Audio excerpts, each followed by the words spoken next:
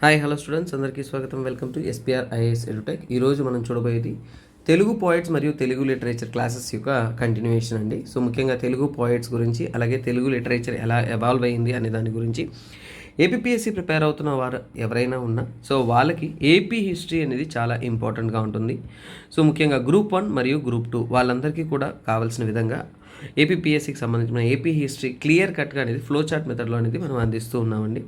So ancient India, medieval India, modern India, post independence మొత్తం అంతా కలిపి ₹1000 course with PDF and videos. కాకపోతే ఈసారి గ్రూప్ 2 ఎవరైతే ప్రిపేర్ అవుతున్నారో వాళ్ళ కోసం స్పెషల్ ఆఫర్ కింద ₹149కే మీకు అందుబాటులో అనేది చేస్తున్నాం. So kindly utilise this opportunities. PDF కాస్ట్కి టోటల్ పీడిఎఫ్ అండ్ కోర్స్ రెండు కూడా మీకు అందుబాటులో ఉంటుంది. So utilise this opportunity. ఎందుకంటే తెలుగులో క్వాలిటేటివ్గా మెటీరియల్స్ లేని చాలామంది రిక్వెస్ట్ చేయడం వలన ఈ మెటీరియల్స్ అనేది రెడీ చేశాను. మొత్తం కంటెంట్ అంతా కూడా మీకు ఇదే విధంగా ఇప్పుడు మీరు చూస్తున్నారు కదా, ఈ విధంగా ఫ్లో చార్ట్ మెథడ్లో క్లియర్ కట్గా అనేది అందుబాటులో ఉంటుంది. So kindly utilise this opportunity. So మనం క్లాసెస్లోకి వస్తే తెలుగు లిటరేచర్ గురించి మనము ఎలా పోయిట్స్ కానీ, తెలుగు భాష కానీ, దానికి సపోర్ట్ చేసిన వాళ్ళు కానీ దాని యొక్క ఎవల్యూషన్ అనేది చూస్తూ వచ్చాం. అందులో తెలుగు లిటరేచర్ హిస్టారికల్ సర్వే అనేది తెలుసుకున్నాము. తర్వాత నన్నయ్య మరియు ఇతర కవులు ఎవరైతే ఉన్నారో తెలుగు భాషకి వాళ్ళు చేసిన కాంట్రిబ్యూషన్స్ తెలుసుకున్నాం. తరువాత ఈరోజు క్లాస్లో మీరు చూడబోయేదంటే southern school of Telugu literature. ముఖ్యంగా తెలుగు భాష యొక్క డెవలప్మెంట్కి అన్నిటికీ కూడా 17వ శతాబ్దం 19వ శతాబ్దం ఈ మధ్యకాలంలో ఏం జరిగింది, ఎలా జరిగింది అనే ఒక టాపిక్ని మనం తెలుసుకుంటున్నాం. ముఖ్యంగా తెలుసుకున్నాము అంటే ఇండియా ఉన్నప్పుడు సో ఇక్కడ 17-19వ శతాబ్దం ఆ టైంలో ఆంధ్రప్రదేశ్ అనేది ఈ మెడ్రాస్ స్టేట్లో భాగంగా ఉంది. అంటే ఈ తమిళనాడు, ఆంధ్ర అంతా కలిపి ఒక మెడ్రాస్ స్టేట్గా అనేది ఉంది. సో అందువల్ల ఈ తెలుగు భాష యొక్క డెవలప్మెంట్ అనేది అప్పుడు మెడ్రాస్ స్టేట్లో ఉంటున్న ముఖ్యమైన ఎక్స్పర్ట్ వాళ్ళు చేసిన కాంట్రిబ్యూషన్స్ ద్వారానే డెవలప్ అయిందని చెప్పొచ్చు. సో దాని గురించే మనం తెలుసుకుందాం. సో హిస్టారికల్ కాంటెక్స్ట్గా తెలుసుకున్నామంటే south school of Telugu literature ఎలా డెవలప్ అయింది అని తీసుకున్నామంటే ఈ విజయనగర ఎంపైర్ అనేది ఎండ్ అయిన తర్వాత ఆ టైంలో వచ్చేసి ఈ మెడ్రాస్ స్టేట్, అలాగే అదే సమయంలో బ్రిటిష్ రూల్ ఇవన్నీ ఉన్నప్పుడు చిన్న చిన్న రూలర్స్ అనేది ఎస్టాబ్లిష్ అయ్యారు. అంటే విజయనగర తర్వాత నాయక్ రూలర్స్ అనేవాళ్ళు స్టార్ట్ అయ్యారు. సో ఈ నాయక్ రూలర్స్ అనేవాళ్ళు ఏ ప్రాంతం అంటే మదురై, తంజావూరు, పుదుక్కోట్టై అంతా కూడా మద్రాస్ స్టేట్లోనే వస్తుంది. అక్కడ ఈ నాయక్ రూలర్స్ ఎవరైతే ఉన్నారో ఈ రోజు కూడా నాయక్స్ అనేవాళ్ళు తమిళనాడులో చాలామంది ఉన్నారు. తెలుగు భాషను ప్రోత్సహిస్తూ తెలుగు భాషలో చాలా వరకు డెవలప్మెంట్స్ అనేది చేస్తూ వస్తున్నారన్నమాట. అలాగే తీసుకున్నామంటే ఈ మెడ్రాస్ స్టేట్లో ఉన్న వీళ్ళు తెలుగుని ప్యాటర్నైజ్ చేసుకొని తెలుగు లిటరేచర్ని, తెలుగు భాషలో ఉన్న ఒక లిటరరీ రైటింగ్ అన్నింటినీ కూడా ఏంటంటే డెవలప్ చేయడం స్టార్ట్ చేశారు. దీని ద్వారా వాళ్ళు ఈ నాయక్ రూలర్స్ ఎవరైతే ఉన్నారో వాళ్ళు ఎక్కువగా తెలుగులో రైటింగ్స్ కానీ ఇవన్నీ కూడా కాంట్రిబ్యూట్ చేయడం అనేది చేశారు. సో నాట్ ఓన్లీ ఇది ఒక సింపుల్ థింగ్ కాదు, ఎందుకంటే ఈ సమయంలో ఒక మెన్ మాత్రమే కాకుండా ప్రిన్సెస్ మరియు ఉమెన్ పోయిట్స్ అంటే మహిళలు కూడా, సో యువరాణులు కానీ వీళ్ళు కూడా ఏంటంటే తెలుగు భాష మీద వారి యొక్క ప్రేమను పెంచుకొని ఆ తెలుగు లిటరేచర్ని ఇంకా డెవలప్ చేస్తూ వాటి మీద వాళ్ళ యొక్క కాంట్రిబ్యూషన్స్ అనేవి చేస్తూ వచ్చారు. అదే సమయంలో తీసుకున్నామంటే మ్యూజికల్ కంపోజిషన్స్ అంటే మనము కర్ణాటిక్ మ్యూజిక్ అని ఇవన్నీ వింటుంటాం కదండి. సో ఈ మ్యూజిక్ ఎక్సలెన్స్ అంతా కూడా ఏంటంటే ఈ టైంలో డెవలప్ అయిందన్నమాట. సో ఇలా మ్యూజిక్ మీద వాళ్ళు చేసిన కాంపోజిషన్స్ని ఏమంటారంటే వగ్గేయకార్స్ అంటారు. సో ప్రొనౌన్సియేషన్లో చేంజెస్ ఉండొచ్చు, ముందే చెప్తున్నాను. బట్ మ్యూజికల్ కంపోజిషన్స్ అన్నప్పుడు వగ్గేయకారాస్ అంటారు. సో ఈ వగ్గేయకారాస్ అంటే ఏంటి, వాటి గురించి మరింత వివరాలు అనేది మనము తెలుసుకుందాం అనమాట. సో ఇక్కడ ఆ కాంట్రిబ్యూషన్స్లో చూడండి, మ్యూజిక్ మీద రచించిన కొన్ని కవులను, ఆ మ్యూజిక్ మీద వాళ్ళు చేసిన కాంపోజిషన్ని, సో కవిత్వాలు ఉంటాయి కదా, కవిత్వంతో పాటు ఒక కళ, ఒక మ్యూజిక్, అదే వగ్గేయకారాస్ అని అంటారు. ఇప్పుడు మీకు ఈ వగ్గేయకారాస్ అంటే ఎవరో అర్థమైంది కాబట్టి ఇలాంటివి ఎగ్జామ్లో అడుగుతారు, be careful. So music composition ఏమంటున్నాం మనం, వగ్గేయకారాస్. సో అందులో ఇద్దరు చాలా ఇంపార్టెంట్ అయిన వాళ్ళు. సో అది ఎవరంటే క్షేత్రయ్య, సుమారుగా 17వ శతాబ్దంలో 1663 నుంచి 1673 ఆ గ్యాప్లో అతని యొక్క కాంట్రిబ్యూషన్స్ ఎక్కువగా ఉంది. అలాగే త్యాగరాజ, సో ఇతను కూడా ఒక 18-19వ శతాబ్దంలో తన యొక్క కాంట్రిబ్యూషన్ చాలా చేశారు. సో వాళ్ళిద్దరి గురించి మనం చక్కగా తెలుసుకుందాం. సో క్షేత్రయ్య, అతన్ని చాలా ముద్దుగా క్షేత్రజ్ఞ అని పిలుస్తారనమాట. సో క్షేత్రజ్ఞ అన్నా కానీ క్షేత్రయ్య అన్నా కానీ రెండు ఒకటే అనేది మనం తెలుసుకోవాలి. సో అతని యొక్క నేటివ్ ఎక్కడంటే మొవ్వ అనే ఒక గ్రామం, ఒక విలేజ్ కృష్ణా డిస్ట్రిక్ట్ అండర్లో వస్తుందన్నమాట. సో అలాగే తను చేసిన కంపోజిషన్, తను రాసిన ఈ యొక్క మ్యూజిక్ కవిత్వాలు కానీ మ్యూజిక్ ఎడిషన్స్ అంటారు. తను చేసిన కాంట్రిబ్యూషన్లో ముఖ్యమైనది పదమ్స్ అని అంటారు. సో ఈ యొక్క మ్యూజిక్ కాంట్రిబ్యూషన్స్ని, అతను చేసిన రచనలు కానీ కవిత్వాలు కానీ అలాగే మ్యూజికల్ కాంట్రిబ్యూషన్స్ని మనం పదమ్స్ అని అంటారు.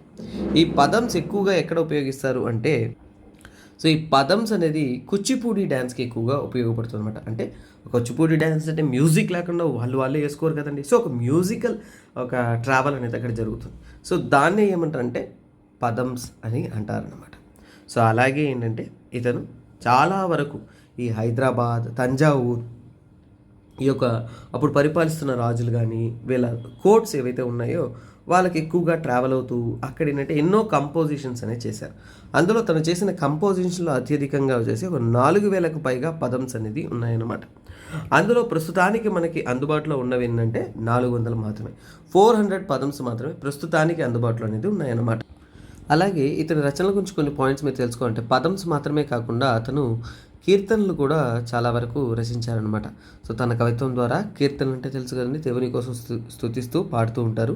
సో అలాంటి కీర్తనలు కూడా ఏంటంటే ఈ హ్యాడ్ డెవలప్డ్ అనమాట. సో నాట్ ఓన్లీ పదాలు, పదమ్స్, కీర్తనలు ఇవన్నీ నాట్ ఓన్లీ కూచిపూడి, భరతనాట్యంలో కూడా ఎక్కువగా ఉపయోగిస్తూ వస్తారు. అలాగే అతను వీటిని పాడుతుంటారు చూసారా.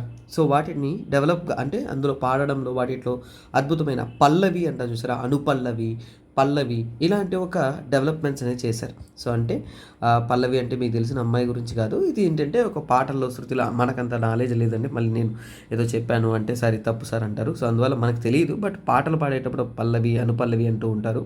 అలాంటి ఫీచర్స్ అంతా కూడా ఈ పదంలో అనేది డెవలప్ చేశారు. అలాగే క్షేత్రయ్య అనే పదానికి మీనింగ్, ఒరిజినల్ అతని వర్డ్కి మీనింగ్ ఏంటంటే ట్రావెల్స్ అనమాట. సో వన్ హూ ట్రావెల్స్, ఎక్కువగా అతను ప్రయాణిస్తూ ఉంటాడు. అందుకే నేను చెప్పాను హైదరాబాద్ ఇలా ప్రాంతాలకు అనేది వెళ్తూ ఉన్నాడు. అలాగే ఇతను ఎక్కువగా ఏంటంటే కృష్ణ భక్తి అనమాట. సో ఆ కృష్ణ భక్తిలోనే ఎక్కువగా ఈ యొక్క కీర్తనలు ఇవన్నీ కూడా ఏంటంటే హీ హాజ్ బీన్ డెవలప్డ్. తర్వాత అతను పర్సనల్ స్టోరీలోకి వెళ్ళాలంటే అతను ఒక దేవదాసి ఉమెన్ని పెళ్లి చేసుకుంటాడు. సో తర్వాత మ్యూజికల్ కంపోజిషన్ చేస్తారు. సో అక్కడ ఉన్న ట్రెడిషన్స్, పొయిటికల్ డ్యాన్స్ ఫామ్స్ అన్నిటికీ కూడా సపోర్ట్ చేస్తూ వస్తారు. ఇతని గురించి తెలుగులో సినిమా కూడా తీశారండి, మహాకవి క్షేత్రయ్య అనేసి. అక్కినేని నాగేశ్వరరావు గారు అండ్ అంజలీదేవి గారు అప్పట్లో 1976 ఆ టైంలో వచ్చేసి తీశారనమాట. సో వీళ్ళ గురించి చెప్పుకుంటూ వెళ్ళామంటే పర్సనల్ స్టోరీగా మనకి చాలా దొరుకుతుంది. కానీ మనకి ఎగ్జామ్కి పాయింట్ ఆఫ్ వ్యూలో కావాలి కాబట్టి కొన్ని పాయింట్స్ నేను మీకు ఇవ్వడం అనేది జరిగింది. అందుకే క్లాసెస్ వింటున్నప్పుడు మీకు కంటెంట్స్ అనేది కొద్దిగా ఎక్స్ట్రాగా లభిస్తుందండి. ఎందుకంటే అది బ్యాక్గ్రౌండ్ వర్క్ మీద మనం కంటెంట్స్ అనేది ఇస్తూ ఉంటాం, బట్ నోట్స్ అనేది టు ద కోర్ అనేది ఉంటుందన్నమాట. నెక్స్ట్ మనం చూడబోయేది త్యాగరాజ. సో త్యాగరాజ గురించి చూసిన వగ్గేయకారులో నెక్స్ట్ ఇంపార్టెంట్ పర్సన్ ఏమంటే త్యాగరాజ, అతని గురించి తెలుసుకుందాం. సో త్యాగరాజ గారి యొక్క ఫుల్ పేరు వచ్చేసి, ఒరిజినల్ నేమ్ వచ్చేసి కాకర్ల త్యాగయ్య. సో కొందరు త్యాగయ్య అంటారు, త్యాగ బ్రాహ్మం అంటారు. సో ఇలా పలకడం పుస్తకాల్లో మీరు వికీపీడియా చదివినా ఒక పేర్లు ఉంటాయి, బట్ ఒరిజినల్ ఫుల్ నేమ్ వచ్చేసి కాకర్ల త్యాగయ్య అనమాట. ఇతను కర్ణాటిక్ మ్యూజిక్కి తను చేసిన కాంట్రిబ్యూషన్ చాలా చాలా అద్భుతం అనమాట. ఎంతోమందికి ఒక డౌట్ వస్తుంది, కర్ణాటిక్ మ్యూజిక్ అంటే ఏంటి? కర్ణాటిక్ మ్యూజిక్ అంటే కర్ణాటకలో డెవలప్ అయిన మ్యూజిక్ కాదు, కన్ఫ్యూజ్ కాకండి. కర్ణాటిక్ మ్యూజిక్ అంటే ఇది చూడండి, ఇది మనకి సౌత్ ఇండియా. ఇందులో చూడండి ఈ సౌత్ ఆంధ్ర, కొద్దిపాటి కర్ణాటక, నార్త్ తమిళనాడు ఈ ప్రాంతం ఉందో చూసారా, ఇదంతా కలుపుకొని ఫర్ ఎగ్జాంపుల్ మోడర్న్ ఇండియా చదువుతున్నప్పుడు మీకు అక్కడ ఫ్రెంచ్ బ్రిటిష్ వార్స్ అనేది జరుగుతుంటాయి. ఆర్కాట్ రీజన్, కర్ణాటిక్ రీజన్ అనేసి ఈ ప్రాంతాన్ని ఏమంటామంటే కర్ణాటిక్ ప్రాంతం అంటాం. ఏమంటాం దీన్ని? కర్ణాటిక్ ప్రాంతం అంటాం. ఈ ప్రాంతంలోనే ఈ యొక్క అద్భుతమైన పాటలు, అద్భుతమైన ఒక music development, Indian classical music develop అయింది కాబట్టి దాన్ని మనం ఏమంటామంటే కర్ణాటిక్ మ్యూజిక్. ఇలాంటి ఒక అద్భుతమైన కర్ణాటిక్ మ్యూజిక్ డెవలప్ అవ్వడానికి ముఖ్యమైన ముగ్గురు వ్యక్తులు ఉన్నారు. త్యాగరాజ భాగవతర్ అంటే త్యాగరాజ, తర్వాత దీక్షితర్, అలాగే దాన్ని ముత్తుస్వామి దీక్షితర్ అంటారు, తర్వాత శ్యామ శాస్త్రి అంటారు. సో అతను, సో వీళ్ళు ముగ్గురిని ఏమంటే ట్రినిటీ ఆఫ్ కర్ణాటిక్ మ్యూజిక్ అంటారు. అంటే ముగ్గురు గొప్ప వ్యక్తులు ఎవరైతే కర్ణాటిక్ మ్యూజిక్కి కావాల్సిన ఆ సంగీతాన్ని, దాని డెవలప్మెంట్కి అద్భుతంగానే చేశారో వీళ్ళేనమాట. చాలా వరకు మన త్యాగరాజ ఎవరైతే ఉన్నారో తను కూడా ఏంటి భక్తి. సో ఎక్కువగా ఈ కర్ణాటిక్ మ్యూజిక్ అనేది ఏంటి డెవోషనల్ ఫామ్కి డెవలప్ చేశారు. అంటే భక్తితో ఎక్కువగా వాడిని పాడే విధంగా డెవలప్ చేసుకున్నారనమాట. సో అలాగే త్యాగరాజ వచ్చేసి ఎక్కువగా ఏ దేవుని యొక్క భక్తుడు అంటే రామభక్తుడు అనమాట. సో రామస్థుతులు రామభక్తితో ఎన్నో కీర్తనలు అవన్నీ కూడా అతను రచించారు. అతను ఒక తెలుగు బ్రాహ్మణుడు. సో మెడ్రాస్ స్టేట్ అంటే అప్పుడు మెడ్రాస్ స్టేట్ భాగంలోనే ఎక్కువగా నివసిస్తూ అక్కడ ఉన్నాడు. సో అలాగే తన వర్క్స్ అంతా కూడా అంటే తెలుగులోనే ఎన్నో కంపోజిషన్స్ అనేది చేశారు మన త్యాగరాజ. అలాగే originated from southern Andhra and Tamil. అంటే కర్ణాటిక్ మ్యూజిక్ గురించి చెప్పాను, నేను ఆల్రెడీ చెప్పేసా కాబట్టి మీకు సింపుల్. ఇప్పుడు కర్ణాటిక్ మ్యూజిక్ అంటే కర్ణాటక స్టేట్తో కన్ఫ్యూజ్ కాకండి. కర్ణాటిక్ మ్యూజిక్ అనేది అంటే సదర్న్ ఆంధ్ర, నార్త్ తమిళనాడు ఈ భాగంలో కలిపి డెవలప్ అయిన ఒక మ్యూజిక్ ఫామ్ అనమాట. అందుకే దాన్ని కర్ణాటిక్, ఆ ప్రాంతాన్ని కర్ణాటిక్ అంటాం కాబట్టి కర్ణాటిక్ మ్యూజిక్ ఫామ్. అలాగే మనం త్యాగరాజ గురించి తెలుసుకోవాలంటే తను పంచరత్న. సో ఓకేనా, పంచరత్న. సో పంచరత్న కీర్తిస్ అంటారు, కృతీస్ అంటారు, లేదంటే కీర్తిస్ అంటారు. ఏంటంటే ఈ 5 ముఖ్యమైన జెమ్స్ అనమాట. అవన్నీ కూడా ఈ సంగీతంలో అనేది డెవలప్ చేశారు.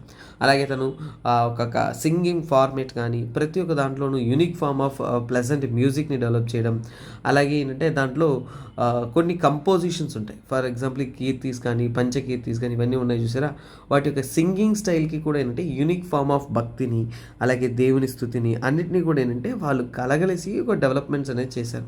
అలాగే ఇది మ్యూజికల్ నాలెడ్జ్ ఉన్న వాళ్ళకి దీని గురించి ఇంకా కొద్దిగా ఐడియా ఉంటుంది ఏం చెప్తూ ఉంటాను. ఇతని మీద కూడా అంటే 1946లో 1946లోనే ఒక సినిమా అనేది తీశారు, త్యాగయ్య అనే ఒక సినిమా కూడా అప్పుడే తీశారు. అలాగే ఈ పంచకీర్తనాస్ ఏదైతే పంచరత్న కృతీస్ ఏదైతే ఉన్నాయో వాటిలో పాడడానికి అతను ఆదితాళం. సో చాలా వరకు ఇవన్నీ కూడా అంటే ఆదితాళంలో సెట్ చేసి అక్కడ సింగింగ్ చేసే విధంగా ఒక అద్భుతమైన ఫైనెస్ట్ ఫామ్ ఆఫ్ కర్ణాటిక్ మ్యూజిక్ని డెవలప్ చేయడానికి త్యాగరాజ గారు చాలా కాంట్రిబ్యూషన్స్ అనేవి చేశారు. సో ఇప్పుడు మీకు చూడండి ఈ వగ్గయ్యకర్స్ అంటే ఎవరు, అందులో 2 ముఖ్యమైన వాళ్ళు, క్షేత్రయ్య ఒకరు, త్యాగరాజ ఒకరు. వాళ్ళు చేసిన కాంట్రిబ్యూషన్స్ ఏంటి, ఇక్కడ మనం చూసిన పీడిఎఫ్ కంటెంట్ మాత్రమే కాకుండా ఇంకా కొద్దిగా ఎక్స్ట్రా కంటెంట్స్ అంతా కూడా మీకు క్లియర్ కట్ అనేది ఇవ్వడం జరిగింది అనమాట. తర్వాత నేను చెప్తున్న ముఖ్యమైన విషయం ఏంటంటే ఈ యొక్క సదర్న్ స్కూల్ ఆఫ్ తెలుగు లిటరేచర్లో మహిళలు, ఉమెన్ పోయిట్స్ కూడా చాలా వరకు వాళ్ళ యొక్క కాంట్రిబ్యూషన్స్ అనేది చేస్తూ వచ్చారు. అలా మహిళలు, ఉమెన్ పోయిట్స్ ఎవరైతే కాంట్రిబ్యూట్ చేశారో వాళ్ళ గురించి మనము తెలుసుకుందామంట. ఇవంతా కూడా ముఖ్యంగా మెడ్రాస్ స్టేట్ ఈ భాగంలో, ముఖ్యంగా తమిళనాడు ఈ ప్రాంతంలో ఎక్కువగా డెవలప్ అయిన తెలుగు భాష అనుకోవచ్చు అనమాట. అందులో పోయిటెసెస్ అంటే ఈ యొక్క కవి అంటే మనకి మేల్గా కొన్ని డినోట్ చేస్తాం కదా, అలా కాకుండా ఫీమేల్. సో మహిళలు ఎవరైతే కవిత్వాలను డెవలప్ చేశారు అన్ని వాళ్ళ గురించి మనం తెలుసుకుంటాం అనమాట. సో అందులో ముఖ్యమైన ఒక ఫస్ట్ పర్సన్ అంటే కుమారి మొల్ల. సో కుమారి మల్ల అంటారు, కుమారి మొల్ల. సో ఈమె ఎవరు? సార్ కుమ్మరి, దాట్స్ మై మిస్టేక్, నేను పలకడంలో తప్పు, నో ప్రాబ్లం. కుమ్మరి మల్ల. సో కుమ్మరి మల్ల వచ్చేసి చాలా వరకు వన్ ఆఫ్ ద ఫేమస్. ఎందుకంటే కుమ్మరి అంటే ఏంటి, కుండలు తయారీ చేస్తారు కదండి.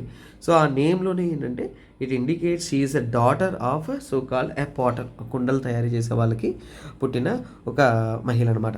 సో అలాగే ఈమెను ఇంకా డిఫరెంట్ నేమ్స్ కూడా పిలుస్తారు. కుమ్మరి మల్లామ, అతను ఇక్కడ ఇవ్వలేదు కదండి. సో ఇవ్వలేదు, నో ప్రాబ్లం. సో ఇక్కడ చూడండి అటుకూరి మల్ల. సో అటుకూరి మొల్ల అని కూడా అంటారు. సో అటుకూరి మొల్ల అనేది కూడా ఈమె యొక్క పేరు. సో ఈమె ఏ శతాబ్దానికి చెందిందంటే సుమారుగా 16వ శతాబ్దానికి 16th సెంచరీకి చెందిన ఒక అద్భుతమైన తెలుగు కవి అనమాట.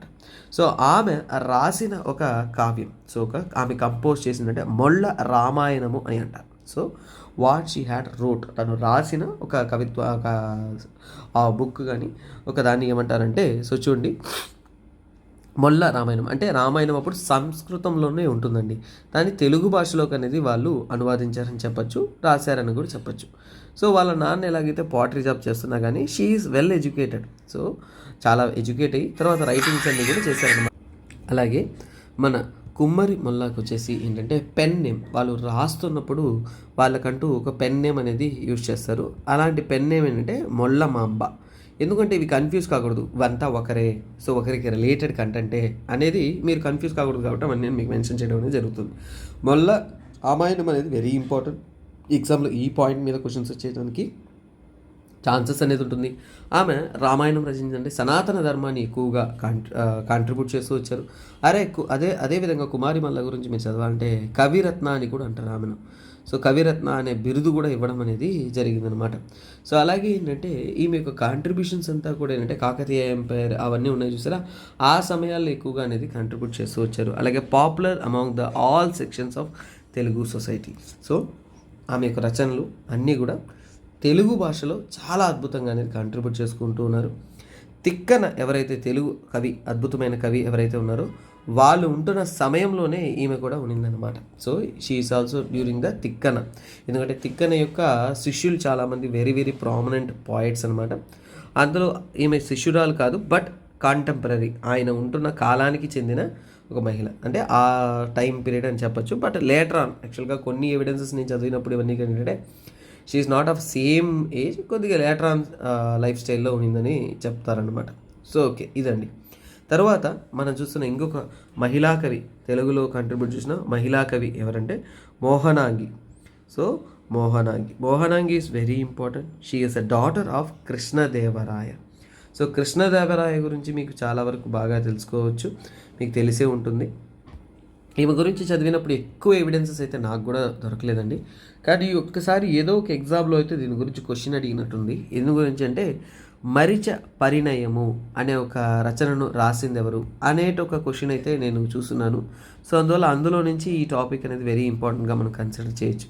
ఫర్ ఎగ్జాంపుల్ తీసుకున్నట్టే ఆమె వచ్చేసి కృష్ణదేవరాయ యొక్క కూతురు, అలాగే వైఫ్ ఆఫ్ రామరాయ. ఈ రెండు క్వశ్చన్స్ మీకు రాదు, కానీ ఆమె ఏ రూలర్స్ కాలానికి చెందింది, ఏ కింగ్డమ్ కంట్రీలో వస్తుంది అన్నప్పుడు విజయనగర ఎంపైర్ అనేది మీకు ఇంపార్టెంట్, గుర్తుపెట్టుకోవాలి. అలాగే ఆమె రాసిన రచన మరిచ పరిణయము వెరీ ఇంపార్టెంట్ అనమాట.